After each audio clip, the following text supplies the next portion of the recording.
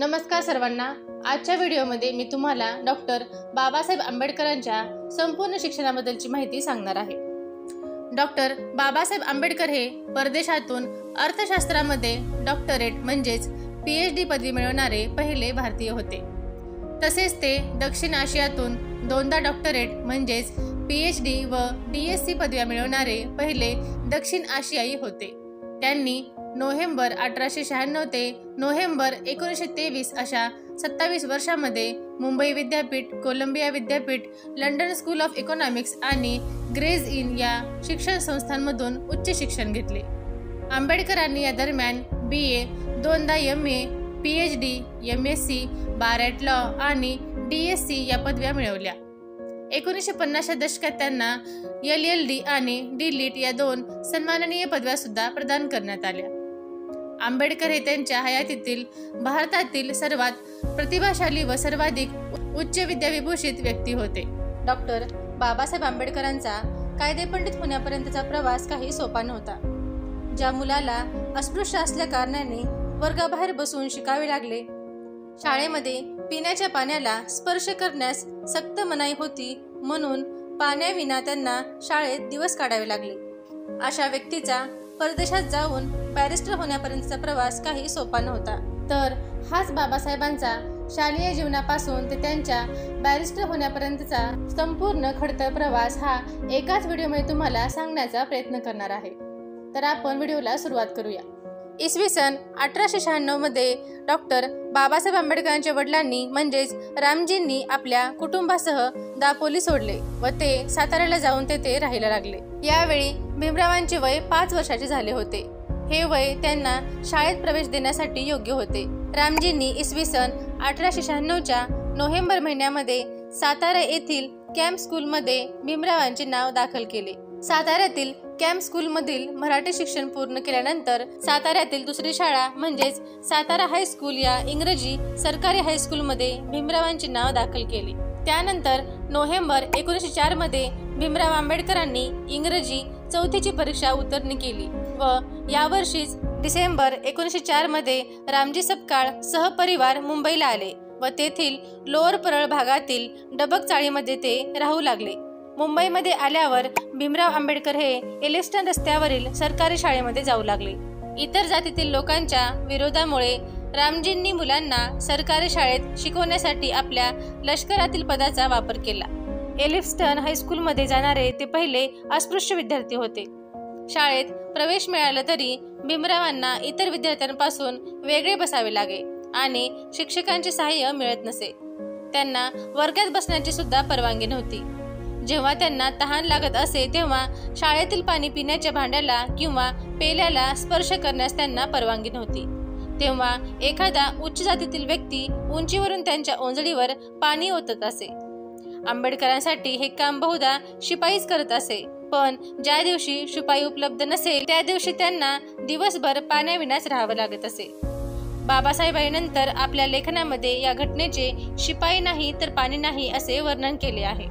शाळेत असतानाच इसवी सन 1906 मध्ये बाबासाहेबांचे लग्न दापोलीच्या भिकू बोलनकर यांची मुलगी रामीबाई उर्फ रमाबाई यांच्याशी झाले। एलिस्टन हायस्कूलमध्ये शिकत असताना भीमरावांना वर्गातील अस्पृश्य जातींच्या मुलांपासून दूर बसावे लागे। हायस्कूलमधील अनेक शिक्षक त्यांच्याशी तिरस्काराने वागत असत। आंबेडकर हे आपल्या विद्यार्थी जीवनामध्ये दररोज 18 तास अभ्यास करत असत। इसवी सन 1907 साली भीमराव आंबेडकर एलिस्टन हायस्कूलमध्ये मॅट्रिकची परीक्षा यशस्वीरित्या उत्तीर्ण झाले। ही परीक्षा उत्तीर्ण झाल्यावर भीमराव आंबेडकरांच्या बांधवांनी कृष्णाजी अर्जुन केळुस्कर गुरुजी यांच्या अध्यक्षतेखाली सभा भरवून भीमराव आंबेडकरांचे कौतुक केले। यावेळी केळुस्कर गुरुजींनी स्वतः लिहिलेल्या मराठी बुद्धचरित्राची एक प्रत भीमरावांना भेट म्हणून दिली। पुढे आर्थिक अडचणीमुळे रामजी सपकाळ भीमरावांना महाविद्यालयीन शिक्षण देऊ शकतील अशी परिस्थिती नव्हती।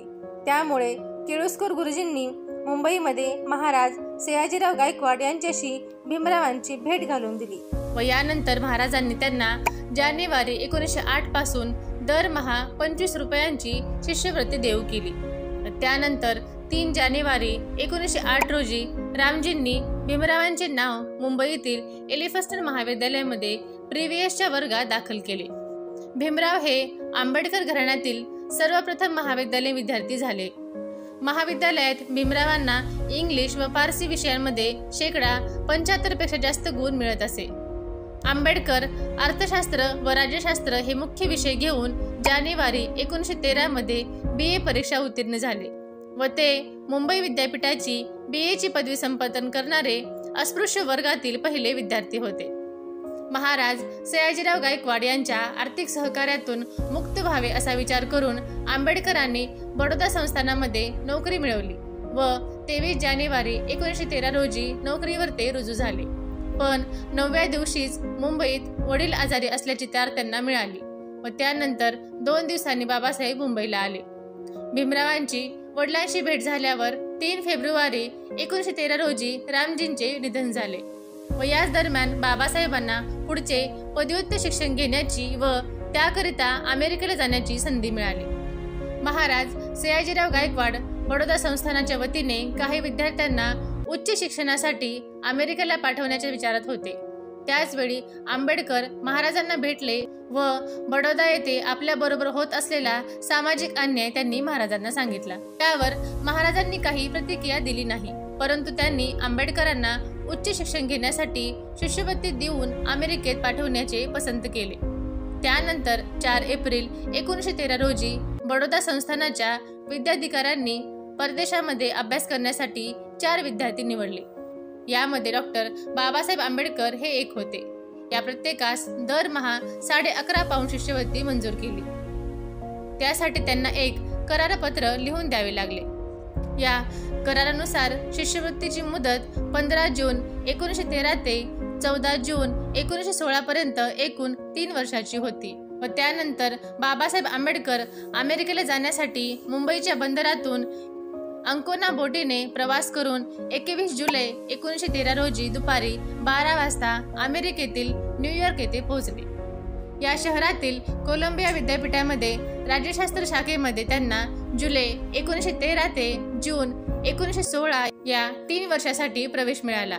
बाबासाहेबांनी अर्थशास्त्र हा प्रमुख विषय आणि जोडीला समाजशास्त्र, इतिहास, राज्यशास्त्र, मानववंशशास्त्र आणि तत्त्वज्ञान हे विषय निवडले. परदेशामध्ये गेल्यावर बाबासाहेब आंबेडकर हे केवळ भारतीय विद्यार्थ्यांमध्येच नव्हे तर अमेरिकन विद्यार्थ्यांमध्येही सर्वात बुद्धिमान विद्यार्थी होते. MAच्या पदवीसाठी भीमरावांनी एशियंट इंडियन कॉमर्स म्हणजेच प्राचीन भारतीय व्यापार या विषयावर प्रबंध लिहून तो 15 मे 1915 रोजी कोलंबिया विद्यापीठाला सादर केला. त्यानंतर 2 जून 1915 रोजी या प्रबंधाच्या आधारावर त्यांना विद्यापीठाने MAची पदवी प्रदान केली. हा प्रबंध नंतर admission and finance of east India company या नावाने प्रकाशित करण्यात आला.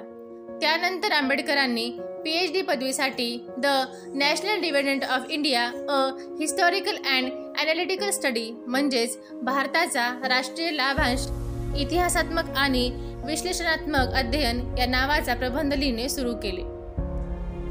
1917 मध्ये विद्यापीठाने बाबासाहेबांचा प्रबंध स्वीकारून त्यांना PhD म्हणजेच डॉक्टर ऑफ फिलॉसॉफीची पदवी देण्याचे मान्य केले. मात्र यासोबतच एक अटही घातली की ज्यावेळी हा प्रबंध छापून त्यांच्या काही प्रती विद्यापीठाने सादर केल्या जातील तेव्हाच आंबेडकरांना PhD पदवी रीतसर दिली जाईल. मात्र प्रबंध स्वीकारल्यामुळे 1917 मध्येच विद्यापीठाने आंबेडकरांना त्यांच्या नावापुढे डॉक्टर हा शब्द लावण्याची अनुमती दिली. त्यानंतर 8 वर्षांनी इसवी सन 1925 मध्ये आंबेडकरांचा PhDचा प्रबंध ब्रिटिश भारतातील प्रांतीय अर्थव्यवस्थेची उत्क्रांती या नावाने लंडनच्या PS किंग अँड कंपनीने ग्रंथरूपामध्ये प्रकाशित केला. आंबेडकरांनी प्रबंधाच्या प्रती कोलंबिया विद्यापीठामध्ये सादर केल्या व त्यानंतर 8 जून 1927 रोजी आंबेडकरांना PhD ही डॉक्टरेट पदवी रीतसर प्रदान करण्यात आली. डॉक्टर बाबासाहेब आंबेडकरांनी आपला हा ग्रंथ महाराज सयाजीराव गायकवाड यांना कृतज्ञतापूर्वक अर्पण केला आहे व यानंतर 9 मे 1916 रोजी कोलंबिया विद्यापीठामध्ये समाजशास्त्राचे प्राध्यापक डॉक्टर A गोल्डनवायझर यांच्या मार्गदर्शनाखाली आयोजित झालेल्या मानववंशशास्त्र विषयाच्या चर्चासत्रामध्ये caste in India, their mechanism, genesis and development म्हणजेच भारतातील जाती, त्यांची रचना, उत्पत्ती आणि वृद्धी या नावाचा आपला एक नवीन शोधलेख वाचला. शास्त्रीय विवेचन केलेला हा शोधलेख मे 1917 मध्ये इंडियन अँटिक्वरी नावाच्या मासिकामध्ये प्रकाशित झाला. नंतर हाच शोधलेख पुस्तकाच्या स्वरूपामध्ये प्रकाशित झाला. हे आंबेडकरांचे प्रकाशित झालेले पहिले पुस्तक होते. डॉक्टर बाबासाहेब आंबेडकरांनी 3 वर्षांसाठी मिळालेल्या शिष्यवृत्तीचा वापर करून अमेरिकेतील अभ्यासक्रम केवळ 3 वर्षाच्या आधी पूर्ण केला होता. लंडनला जाऊन अर्थशास्त्रामध्ये संशोधन करून अन्य पदव्या मिळवाव्यात या विचाराने त्यांनी फेब्रुवारी 1916 मध्ये महाराज सयाजीराव गायकवाड यांना 2-3 वर्ष शिष्यवृत्तीची मुदतवाढ मिळवण्यासाठी विनंतीपत्र पाठवले. तेव्हा त्यांना केवळ 1 वर्षाकरता शिष्यवृत्तीची मुदत वाढवून देण्यात आली. आंबेडकरांनी अमेरिकेच्या कोलंबिया विद्यापीठातील आपला अभ्यासक्रम संपवल्यावर पुढील शिक्षण लंडनमध्ये करण्याचे ठरवले. इसवी सन 1916च्या जून महिन्यात ते लिव्हरपूल बंदरामध्ये उतरले व पुढचा प्रवास रेल्वेने करत ते लंडनला पोहोचले. अर्थशास्त्रामध्ये पदव्या घेण्याच्या हेतूने इसवी सन 1916च्या ऑक्टोबर महिन्यात आंबेडकरांनी London school of economics and political सायन्समध्ये प्रवेश घेतला. कोलंबिया विद्यापीठात MA व PhD या पदव्यांसाठी आंबेडकरांनी अर्थशास्त्राचा अभ्यास केला होता. त्यामुळे BScची परीक्षा न देता थेट MSc साठी प्रवेश मिळावा अशी प्राध्यापक कॅनन यांच्या शिफारसीसह असलेली विनंती लंडन विद्यापीठाने मान्य केली. हा अभ्यासक्रम सुरू असतानाच समांतर बॅरिस्टर होण्यासाठी 11 नोव्हेंबर 1916 रोजी लंडनमधील ग्रेज इनमध्ये बाबासाहेबांनी प्रवेश मिळवला. MSc पदवी मिळवण्याकरता provincial decentralization of imperial finance म्हणजेच भारतीय शाही अर्थव्यवस्थेचे प्रांतीय विकेंद्रीकरण या विषयावर प्रबंध लिहिणे बाबासाहेबांनी सुरू केले. परंतु त्यांच्या 1 वर्षाची शिष्यवृत्तीची कालमर्यादा संपल्यामुळे अभ्यास अर्धवट सोडून त्यांना भारतात परतावे लागले. लंडन सोडण्यापूर्वी आंबेडकरांनी पुढील 4 वर्षाच्या कालमर्यादेत म्हणजेच ऑक्टोबर 1917 ते सप्टेंबर 1921 पर्यंत कोणत्याही वेळी लंडनला येऊन आपला अपूर्ण राहिलेला अभ्यास पूर्ण करण्यासाठी पुन्हा प्रवेश द्यावा अशी लंडन विद्यापीठाकडून परवानगी मिळवली होती. जुलै इसवी सन 1917 मध्ये बाबासाहेब आंबेडकर मुंबईला परत आले. बडोदा संस्थानाच्या करारानुसार त्यांनी बडोद्यामध्ये दरमहा 150 रुपयांची नोकरी घेतली. येथे बाबासाहेब आंबेडकर अस्पृश्य असल्याने आपल्या कार्यालयात अन्य सहकारी व कर्मचारी त्यांचा सतत अपमान करीत असत व त्यामुळे बाबासाहेबांनी तेथील नोकरी सोडण्याचा निर्णय घेतला. पुढे बाबासाहेब आंबेडकरांची सिडनेहॅम कॉलेज ऑफ कॉमर्स या मुंबईतील सरकारी महाविद्यालयात राजकीय अर्थशास्त्र या विषयाच्या प्राध्यापकाची जागा 2 वर्षांकरिता रिकामी झाली असल्यामुळे त्या जागेवर शासनाने त्यांना 10 नोव्हेंबर 1918 रोजी नेमणूक केली. त्यांना या नोकरीचा पगार दरमहा 400 रुपये इतका मिळत असे व याच दरम्यान इसवी सन 1918 मध्ये त्यांचे मोठे भाऊ आनंदराव यांचे निधन झाले आणि संपूर्ण कुटुंबाची घरखर्चाची जबाबदारी एकट्या भीमराव आंबेडकरांवर आली. त्यानंतर 11 मार्च 1920 रोजी बाबासाहेबांची प्राध्यापकाची नोकरी संपली. सामाजिक कार्याच्या माध्यमातून आंबेडकरांचा कोल्हापूर संस्थानाचे राजर्षी शाहू महाराज यांच्याशी परिचय झाला होता. त्यामुळे जेव्हा बाबासाहेब आंबेडकर पुढील शिक्षणासाठी लंडनला जाण्याच्या तयारीला लागले तेव्हा त्यांना शाहू महाराजांनी 1,500 रुपये सहकार्य म्हणून दिले. 5 जुलै 1920 रोजी सिटी ऑफ एक्टिडर या बोटीने बाबासाहेब आंबेडकर लंडनकडे रवाना झाले. 30 सप्टेंबर 1920 रोजी आंबेडकरांनी London schools of economics and political science आणि ग्रेज इनमध्ये पुन्हा प्रवेश घेतला. वर्षभरामध्येच बाबासाहेब आंबेडकरांनी त्यांचा शोधप्रबंध provincial decentralization of imperial finance in British India म्हणजेच ब्रिटिश भारतातील साम्राज्यीय अर्थव्यवस्थेचे प्रांतीय विकेंद्रीकरण हा शोधप्रबंध तयार केला आणि जून 1921 मध्ये MScच्या पदवीसाठी लंडन विद्यापीठामध्ये हा शोधप्रबंध सादर केला. विद्यापीठाने प्रबंध स्वीकारून 20 जून 1921 रोजी त्यांना अर्थशास्त्रातील MSc ही पदवी प्रदान केली. 28 जून 1922 रोजी ग्रेज इन संस्थेने त्यांना बॅरिस्टर ॲट लॉ म्हणजेच बार ॲट लॉ ही कायद्याची उच्चतम पदवी प्रदान केली. त्यानंतर बाबासाहेबांनी द प्रॉब्लेम ऑफ रुपी म्हणजेच रुपयाचा प्रश्न हा अर्थशास्त्रातील प्रबंध तयार केला व डॉक्टर ऑफ सायन्स म्हणजेच DSCच्या पदवीसाठी हा प्रबंध ऑक्टोबर 1922 मध्ये लंडन विद्यापीठामध्ये सादर केला। त्यानंतर डॉक्टर बाबासाहेब आंबेडकर जर्मनीच्या बॉन विद्यापीठाचीही डॉक्टरी पदवी मिळावी हा विचार करून ते जर्मनीला गेले आणि बॉन विद्यापीठामध्ये प्रवेश घेतला। ते जर्मन भाषा शिकलेही होते। तेथे त्यांनी 3 महिने राहून प्रबंध लेखनाची तयारी सुरू केली। त्याचवेळी शिक्षक एडविन कॅनन यांनी DSC पदवी संदर्भात लंडनला येण्यासंबंधीचे पत्र त्यांना पाठवले व त्यामुळे बाबासाहेब लगेच लंडनला परतले। कारण या प्रबंधामध्ये आंबेडकरांनी भारतातील ब्रिटिश साम्राज्याच्या धोरणांवर टीका केली असल्यामुळे मार्च 1923 मध्ये परीक्षकांनी स्वतःच्या प्रबंधाचे त्यांच्या धोरणानुसार पुनर्लेखन करण्याचे सांगितले।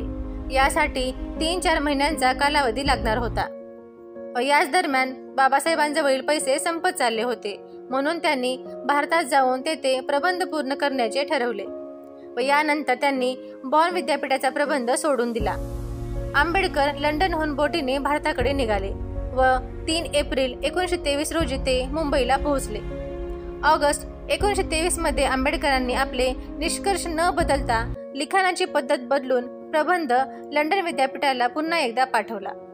विद्यापीठाने तो प्रबंध मान्य करत नोव्हेंबर 1923 मध्ये बाबासाहेबांना DSCची पदवी प्रदान केली।